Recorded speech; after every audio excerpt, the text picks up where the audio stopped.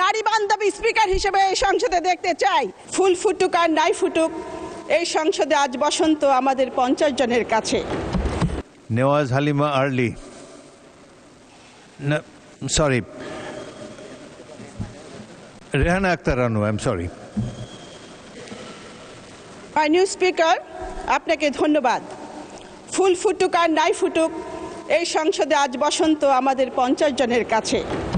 প্রত্যেক রাজনীতিবিদের জীবনে স্বপ্ন থাকে এই মহান সংসদে আসবার। তৃতীয়বারের মতো এই সংসদে এসেছি, পরম করুণাময় আল্লাহ পাকের কাছে শুকরিয়া।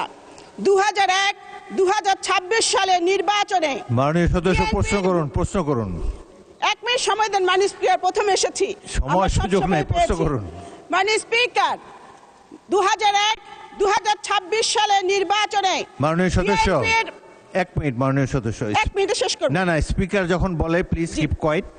শুনুন, আপনি প্রারম্ভিক বক্তব্য একটা তো শুভেচ্ছা দিয়েছেন, জি, এরা বেশি আর সুযোগ নাই। আমাদেরকে কার্যপ্রণালী বিধি মেনেই চলতে হবে। একটি প্রশ্ন করুন প্লিজ। মাননীয় স্পিকার, আপনাকে কড়া হেডমাস্টার হিসেবে দেখতে চাই না, নারী বান্ধবী স্পিকার হিসেবে এই সংসদে দেখতে চাই। মাননীয় স্পিকার, 2001 সালে এবং 2026 সালে নির্বাচনে বিএনপির ভূমিধস বিজয়ের কারিগর আমার নেতা, আমাদের নেতা, গণমানুষের নেতা মাননীয় প্রধানমন্ত্রীর প্রতি আমি কৃতজ্ঞতা জানাচ্ছি। মাননীয় স্পিকার, এই সংসদে সংরক্ষিত নারী আসনকে অতীতে 30 সেট অলংকার হিসেবে বলা হতো। এই কারণে স্বৈরাচার এরশাদ লজ্জায় শরমে সাংবাদিক শফিক রহমানকে গ্রেপ্তার করেছিলেন। আমি আপনাকে বলতে চাই, আমরা যে 50 জন এই সংসদে এসেছি, আপনি যদি আমাদের কথা বলার সুযোগ দেন তাহলে আমরা 50 সেট অলংকার নয়, 50 সেট নারী জাতির অহংকার হিসেবে নিজেদের পরিচিত করব।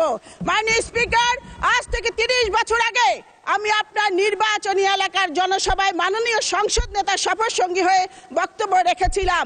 আমি আপনার আকাশচুম্বী জনপ্রিয়তা দেখেছি।